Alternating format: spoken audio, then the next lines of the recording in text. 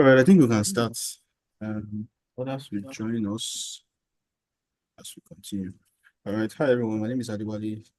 Um, we had a good session last week, so I believe, or I assume, some people were able to join last week. So, as part of the presentation slide for this week, I also included some of the stuff that was discussed last week. If you've not seen last week's video, just head on to our YouTube channel, go to the playlist and check for technical writing.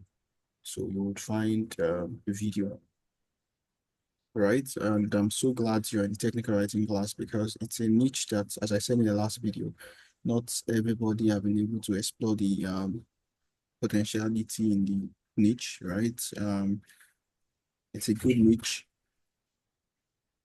that you won't regret being a part of, right? And as I said in the last class, you don't need to study English in school or have prior experience in writing or um, study linguistics or something, right? Anybody can pick it up as far as you are interested in it. So one thing I've come to realize is that yes, there is talent. Talent is what to some extent you build over time, right? You know, some people they tell you, sorry, I'm going to use football as an example. Oh, see Ronaldo and Messi. People give that example that Messi was born with that talent to play football, and that see Ronaldo had to work his way through where he is at the moment. So that means he had to train more harder than Messi, stuff like that. And so people say that Ronaldo worked much harder for his own than Messi. Whichever the case, both of them are making their opinion. So whether it's something you believe you're born with to write or you feel it's something you want to learn, one way or the other, just make sure um you take advantage of it. All right, so let's start. Please confirm you can see my screen. Just we can communicate via the chat. So I'll do well to be checking the chat. So if you have any question, if you have any concern, if at any point in time you stop hearing me or something, or if you can't see my screen, just um drop a chat. Thank you, Tomiche. So I believe you can see my screen. So let's start off. Um Introduction to technical writing. Sorry, just a minute. Okay. So as the course says here, we're going to be building on our previous technical writing class. We're going to cover essential tools, resources, best practices for creating effective technical documentation. So don't forget, if you have questions, you don't have to wait till the end of the class. Just drop questions in the comments sections. The one we can answer during the class, we will. The one we can't, we would answer it in technical writing group. If you're not in the technical writing group, don't worry. As far as you are within the community, that means you've joined our Telegram or WhatsApp channel, you always get any information you're looking for, even about technical writing. All right, so yeah, what is technical writing? As I said last week, or as the other tutor also said last week, technical writing is more like focusing on communicating complex information to a specific audience, right? So you can't talk about technical writing and not talk about communication. I said that last week. Then it's also like the goal is more like to help users understand concepts, perform tasks, and solve problems effectively, right? And we spoke last week about essential skills in technical writing. As I said, I included some of the things we spoke about last week so that those that for some reasons missed the video, please still go and watch the video because there are some things that are not mentioned or that I did not include in this slide that I will not mention today that um was mentioned last week. But I more like just included some of the core stuff we spoke about last week so that you'll be able to flow through when we continue today. So we can't talk about technical writing and not talk about research. You must be able to gather accurate information from different sources, right? And with the advent of AI, ChatGPT, DeepSeek, Cloud, which other one again? Bard and Co. Many technical writers are now very lazy, right? You get a gig and um, you get a gig and you just want to make money fast, maybe they're offering you 500. So don't worry, today I'll show you where you can get gigs when you want to start looking for a job. Even though in the fourth class it will be covered in more details, right? But I'll still show you, right? You're asking for PDF. You couldn't just check our YouTube channel. You'll see the video there. We'll decide whether we want to share the document with you, but we should. There's nothing wrong with my share. We share it. Right. So before the assessment, so after the fourth week, for you to get a certificate or for you to qualify for scholarship, you take an assessment, right? So before the assessment, we might just share necessary materials or refer you back to the YouTube channel. And it's not going to be difficult questions, just simple questions, right? So yeah, to continue, you don't want to be that guy that you get a gig and before you know it, because you want to make money fast, you want to collect $1,000 sharp. You just take maybe they ask you to write about um, um, one new cryptocurrency, right? Because you want to make money fast, you just copy, just give ChatGPT. ChatGPT generate 500 words for me, right? So I remember in 2020, I got a gig for like 2 months during lockdown to write for a crypto-based platform. So they already give us tools. I'll show you those tools today. Tools that you can use to know whether it is an AI that generated this content or not. So those guys are now smart. So I have a friend also last year, August, right? He got a gig and he just copied content from ChatGPT and give them. So the way it works is that they pay you up front. It's a US company. So they paid him up front. They paid him $500 up front. The next week, they just removed him. They said, this your writing was AI generated. How did they know? I'll show you how you can know that this content is AI generated. So you don't want to do your due diligence, do your research, right? Another skill is organization. You must be able to present your information well. That's very important. Clarity, please use precise language. You don't want to be using some big jargons that people will now be confused. Is this person trying to disseminate information to us or trying to confuse us the more? I don't know if you guys know, that former House of Rep member that used to blow English for us, right? Mm. Editing, you must be able to proofread and revise, right? So next is tools and resources, right? I will show you more about this soon. You can use Google Docs. I'll show you how the Google Docs work. I'll show you a little practical. You can use Grammarly. I'll show you Grammarly. You can use this editor. This one is more like, it helps you simplify complex writing, right? So you can see adverbs and passive verbs and more like improve your sentence clarity. So for research and paragraph, we saw that one core skill important for a technical writer is research. So for research and paraphrasing, now what are the tools you can use? What are the best practices, I mean? So for reliable sources, make sure you use credible sources like academics, journals, reputable website, and industry publications. So don't just, because you're trying to write about something, don't just go online, search randomly and just drop anything you see without confirming the source, right? So you know that I can claim to be the president of Nigeria and tell everybody, go and buy food for free in any shop of your choice.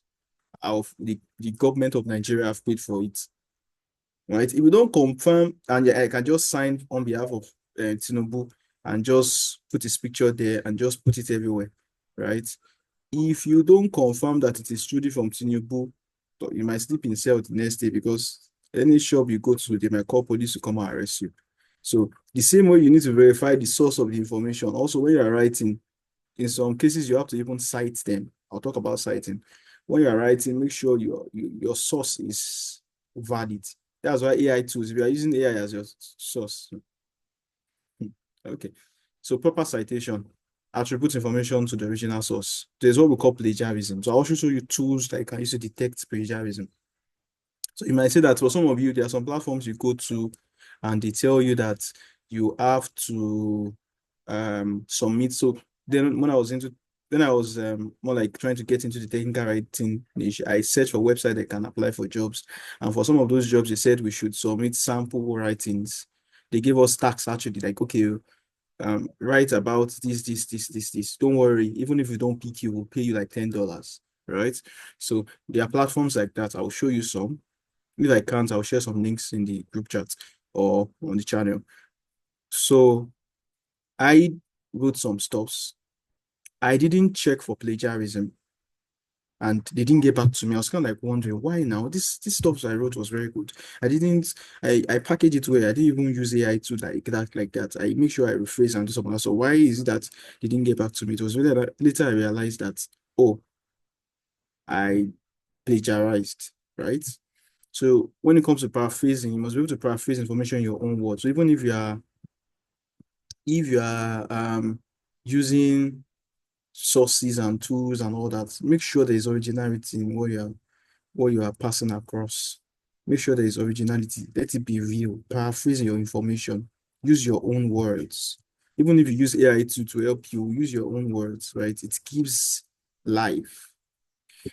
So next is mastering the act of documentation. Documentation is very important in technical writing. You can't talk about technical writing and not talk about documentation. I spoke about user manuals last week. I won't speak about it again. If you need more information, go and check the last video. Same thing for API gateway. Sorry, API documentation, right? And same thing for white papers. I mentioned that when I got into Web3, that what made me understand blockchain properly was white papers. So one thing about technical writing again is that you can be told to write about anything technical. You can be told to write about anything technical. So you must be able to, I said it last week, that you must be able to communicate with stakeholders that are specialized in whatever niche you're writing about. So the core technical writers not know it all per se, but you must be able to explore, because today you might be writing for a crypto company, tomorrow you might be writing for a finance company, next tomorrow you might be writing for an edtech company, another day you might be writing for a logistic company, another day you might be writing for, so you are not just in one niche, except you say that, okay, I want to remain in finance. So as apart from the fact that I'm into technical writing, I'm also a software engineer. So I've been in the finance space over the last, let's say, 4 years now, right? I've worked with banks, I've worked with financial institutions. Where I'm currently is also a financial institution and all that. So I can see that, okay, I've been in the finance industry or the finance niche. So if I'm writing technical documentation, is in the finance niche, right? But I don't want to limit myself, right? Because there was a point I had to write for a crypto-based company. There was a point I had to write for an tech company, right? So you should be able to, you should not limit your niche or limit your scope. We'll talk about that. I want us to rush up so I can show you some practical stuff. So next is communication.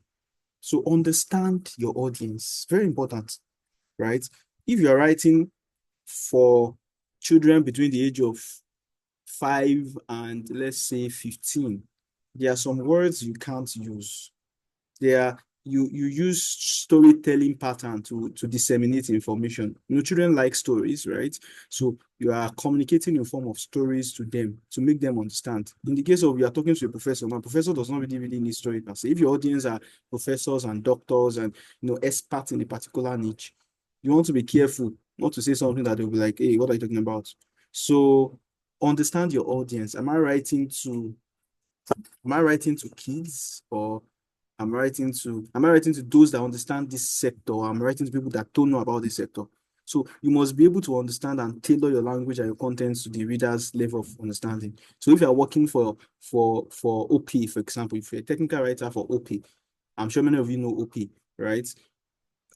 The way you would tailor your language, your content will also like you'll be able to pass knowledge in such a way that it can be understood by your audience, regardless of their level of exposure. So you know that all these market women, all these people that don't know, like that are not very much educated, we also check their website sometimes. So if they are just using buzzwords, they might be confused, right?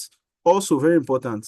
So the reason why you can look at this slide and you can follow through is because I'm using diagrams, I'm using charts, I'm using images, right? So one thing I've come to realize is that people are more drawn by what they see in terms of graphics and all, and diagrams, right? So if you are passing information in cases where it is permitted, so for API documentations now, we'll talk about that. You don't necessarily need diagrams, right?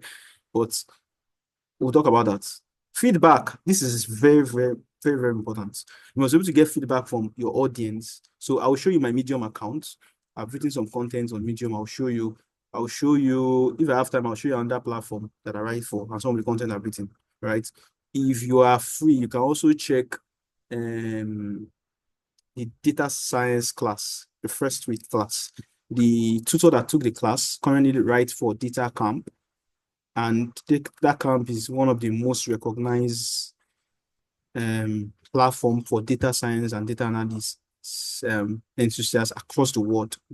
Like it's not even a Nigeria thing, it's like the worldwide stuff. So the guy is a big boy and he writes for them, right? So you can check the video out. He said some stuff so that can help you. So next is we'll come back to these job opportunities. Don't worry, you guys are my people. I'll show you where you can apply for jobs when it's time. But do your due diligence first, right? Strategies for building a technical writing portfolio, right? So if you are, I don't know, please you can just write in the comment section, right? So indicate whether you are. There are some people here that all they just come to do is just to come and hear more, right? That means they're already employed as technical writers somewhere, or they know much about technical writing again. And there are some that it's their first time, right? So just indicate in the comment section because that will determine what I'm going to show you next. So indicate it's going to be like, when you go to House of Rep or Senate House, they tell you if you are for this, say I, if you are for that, say nay, right? So we're going to be using that approach now before I go to the practical stuff. So I'll know how to, we said something about understanding the audience. So I want to know where you are. So just put either beginner or intermediate. Just comment beginner, intermediate, right? So we have 1 minute to do that. So, okay, thank you. Beginner, beginner, okay. I need more, beginner, okay. Beginner, favor beginner, Damilola, thank you, beginner. Who else? Lola Jane beginner. All right, so that makes sense. Chiamaka beginner, Peter Peace beginner. So far, everybody on this, I won't assume that everybody on this course. So not everybody have commented, but I will just assume based on those that have commented that we have more beginners. So I need to try and go from the basis when it comes to practical, right? So don't worry. Since I know that, I'll be careful. So when it comes to technical portfolios, there are different ways, right? So let me show you. I won't show you now. I'll still show you. You can build. So there are platforms now that are available for you that has templates. You can just put some of the works you've done. So please, when you're putting your work online, especially for platforms, some people can plagiarize your work. So do well to label it or add like a watermark so that they will not use your work. So even if you are putting it on website or something. So when I'm talking about portfolio, it can be a document personal software, it can be a website, it can be a project instruction. Then also, this is very, very important. Volunteering work. Let me tell you the fact, the job market is so saturated right now. Unlike 2020, that guys were just like, because of the lockdown, jobs were everywhere, especially outside the country. Boys were just collecting dollars, girls were collecting dollars, pounds, right? The world have changed, right? So the job market is not, as you can tell, I'm sure that some people here, they finish school since 2 years, 3 years, 4 years, they can't find a job, right? And that's why you're trying to get a skill so that you can be employable. However, please don't wait till you get a paying job to start demonstrating your skills. So let me tell you my own story, right? I won't say my first, I mentioned this in the last video, right? My first major work was not a paid job. It was for a company in Ghana. I worked for free for 3 months. And after 3 months, they paid me something based on the fact that they saw that, oh, this guy is bringing us value. So when it comes to volunteering work, when you can't find a job, you've tried 1 year, 2 years, you can't find a job, don't sit down and say that there's no job. I'll show you a website. This thing is what I paid thousands of naira for, like hundreds of dollars for what I'm going to show you today. So please, take advantage of. I'm going to show you a platform where you can search for anybody at all and you can get their email, maybe HR or something. So this doesn't apply to technical writing again alone. So even if you're in another niche or something and you want to like reach the HR directly, I want to get this job sharp sharp. Um there's what we call I've forgotten the English word for it too, where you are the one pushing yourself out there to do for a job, right? So you are not waiting for companies to put out adverts. You are the one going to them instead, and they respond faster to that because them tell you the fact companies are recruiting. But what they now do these days is that is in-house recruitment. So you have a staff that has a friend. They just ask the staff, we are looking for this. So I can tell you for a fact, exactly, Chiamaka, you get a point. Selling yourself. Yeah, favor, thank you. Pitching. Exactly. I like that. Right? So companies are not, that's why you some jobs, you just see that, when did this job, when did this advert for this job? How did my friend get into the job? Let me tell you one secret. Some of them is just to sell themselves. So they have uncle or auntie inside. And when they are looking for a job, when HR want to recruit, they just sell um, their staffs. So where I used to work, all the places I work, we have a place where they post adverts of jobs. And there's a place where you feel whether you were recommended by staff. So they prioritize referral. So I can tell you for a fact, my last 3 jobs were by referral, not that I apply per se. So you need to be able to sell yourself, as Chiamaka have said. You need to be able to pitch, as Favor have said. So I'll show you a platform where you can, when you're ready to start looking for a job, you just get the HR number. For some people that can tear the system, you can get the MD, the CEO. Maybe you want to get into InterSwitch or you want to get into OP, you want to get into these top guys, Money Point. You can get their email and just send them an email. Hey, my name is this. I've done this. This is my portfolio. Please check it out. If you're recruiting, please reach out to me. I'm available. Right. So I started from voluntary work. Don't wait to start collecting. We want money by force by fire. Start when you've tried and job is not coming. Start by volunteering, right? There are plenty NGOs out there that are looking for people to help them with technical writing. I saw one like 2 days ago. Just search online, you'll find them, right? Accept it. And it will add to your work experience. So and that's part of what helped me, right? When I now started applying my first job, I got paid more than any people that have been working for a year or two. Why? Because I've gathered the experience. Now I can negotiate salary, right? So this voluntary work give you opportunity to also gather experience. Then you can apply for jobs. So let's go into what we have. So I won't waste too much time, but this is very important. Freelance opportunities. I'll show you some freelance websites where you can apply as a technical writer. So more will be covered in the 4th class. The 3rd class will be about roadmap.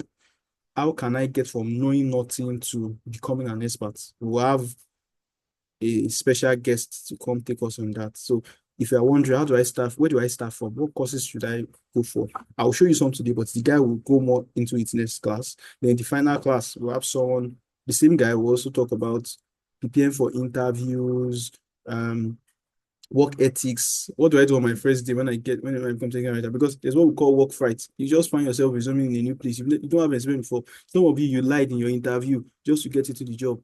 It's not a matter of how do I perform, right? So it will be addressed in the 4th class. So let's go to practicals now. Let me share my full screen.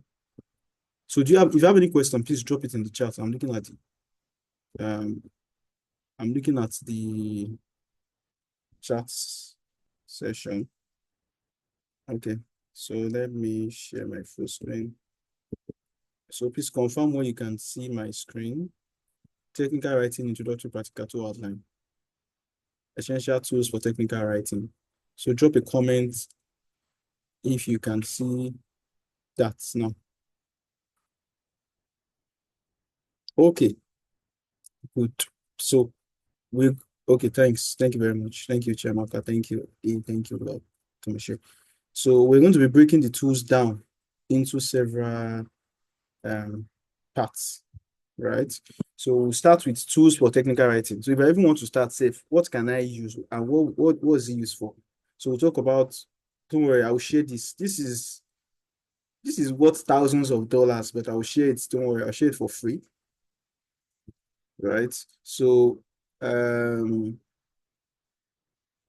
and editing, I'll show you the tools you can use. Documentation, I'll show you some samples. Version control, I will explain and show you samples.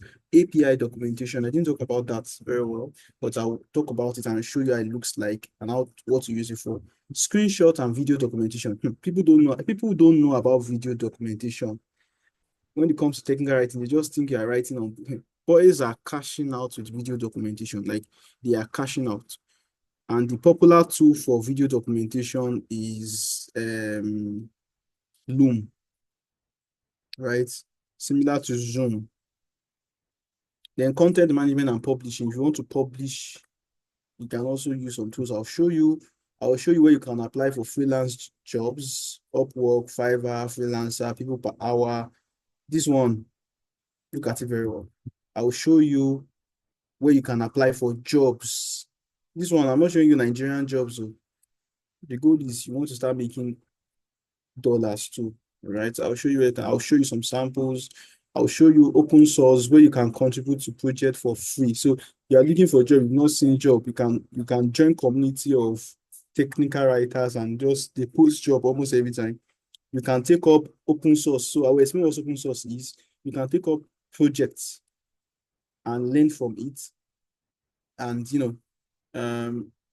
have it. So what the advantage of what is volunteering work is that on your CV, you can, because many companies now, they tell you that what experience do you have? Because if you are selling yourself, yes, you guys talk about pitching and selling yourself. If you are selling yourself, what are you selling?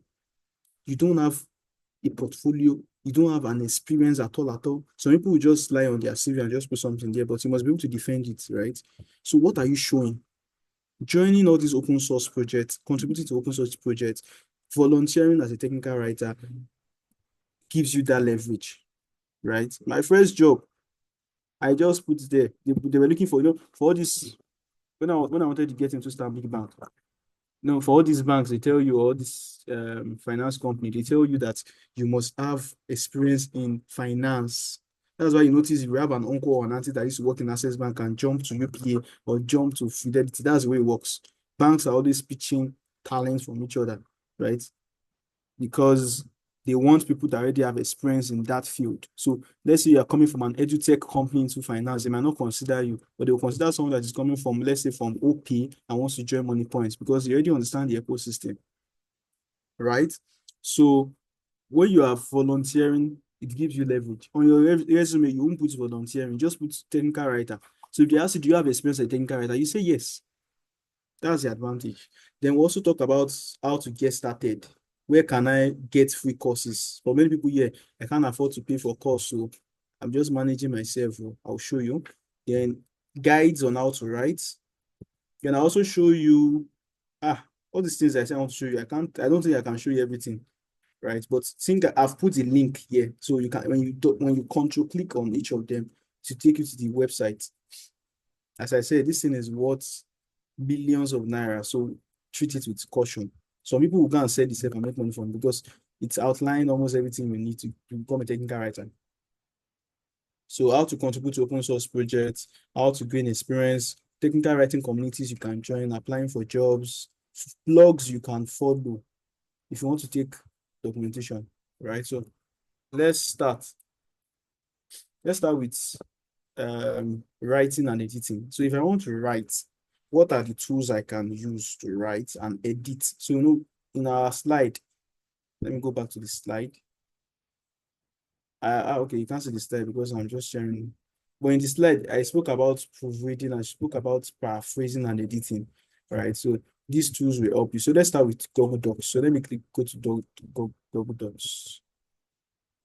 Also, let me share my entire screen so you can see as I'm going to all these places. Just a minute. If you have questions, drop in the comments section.